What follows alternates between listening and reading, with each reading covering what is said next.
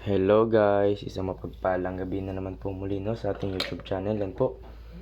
At tayo naman po ay magpakilala no, ng mga hiyas ng kalikasan sa gabing ito. Yan po, meron tayong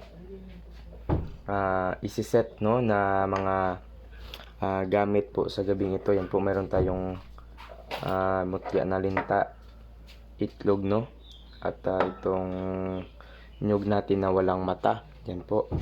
At itong honey ng langgam. Yan po, no? Kaya, nako, napakagandang set nito sa na ating itatanyag sa inyo. So, sa nanais, no? Ay, nako, napakagandang set nito, guys. Saan ka maghanap ng ganyang set, no? At pasensya na, guys, no, na hindi tayo upload ng ilang araw dahil may pinuntahin tayo sa church natin, no? Mayot camp po kami at saka 3 days po yun. Tapos, yung boses ko, pasensya nyo na, medyo napapaos po ako. Kaya, patuloy na naman tayo mapakilala, no? Kaya, yun po, no? Pasensya nyo na yung boses ko, medyo paos ako. Kaya, hindi yan hadlang para ipapakilala natin, no? Ang ating mga nagagandahang hiyas ng kalikasan sa gabing ito. So, ito guys, ang ating set, no? Yan po ating set. Sa paunahan na lang po tayo guys, no? Kung sakaling magustuhan nyo yan. Ang ating ibinukod o sinet natin para sa inyo. Dahil alam ko yung iba ay gusto magkakaroon ng mga ganitong mga mutya, no? At protection sa kanilang buhay. Yan po. So, wag natin patagalin guys, no? Ipapakilala na po natin. So, ang ating set, so meron ang itong mutya ng nyug natin ay may kasamang mutya ng honey ng langgam. Yan. Itlog ng ng uwak o sa English. Yung uwak ang tawag, nakalimutan ko sa English yan guys. Yung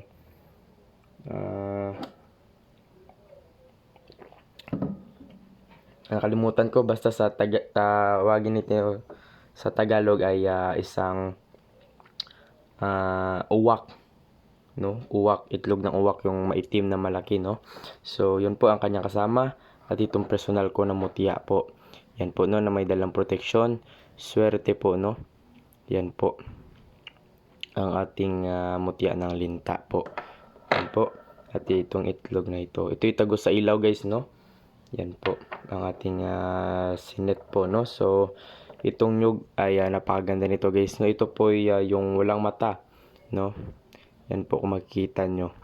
Ito yung harapan niya guys, no? Ito yung harapan niya, no? Yan po siya, makikita nyo. Yan po yung kanyang no? Yan po, ito po yung walang mata po. Wala po yung mata, no? Kaya marami tayo at nagkasa tayo ng gamit para sa inyo. At bilang papasalamat ko sa inyo guys, kaya ito ay napakagandang ito, no? Set natin ating binukod para sa inyo. Yan po sa mga kumuha sa atin. Kaya nako, napakagandang set nito guys, no? So, yun guys, mayroon kayong 4, no?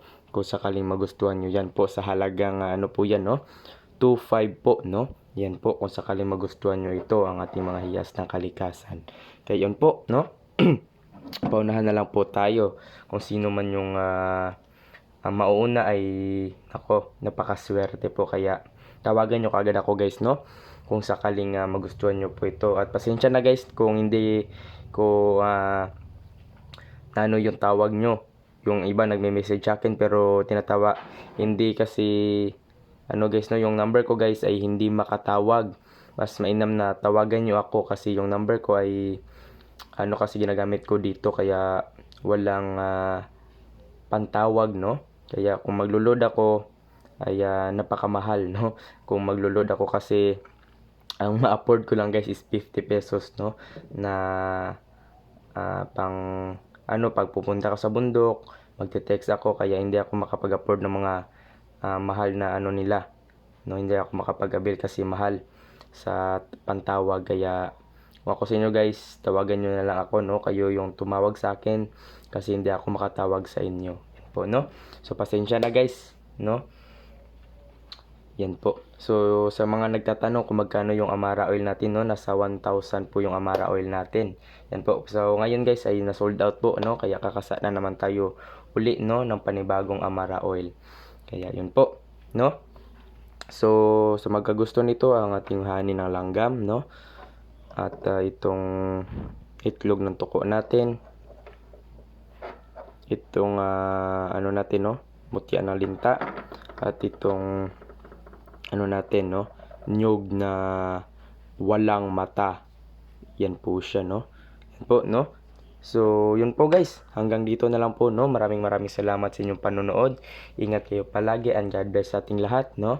At paunahan na lang po tayo sa pagtawag sa akin, no. Hihintayin ko yung mga tawag ninyo, no.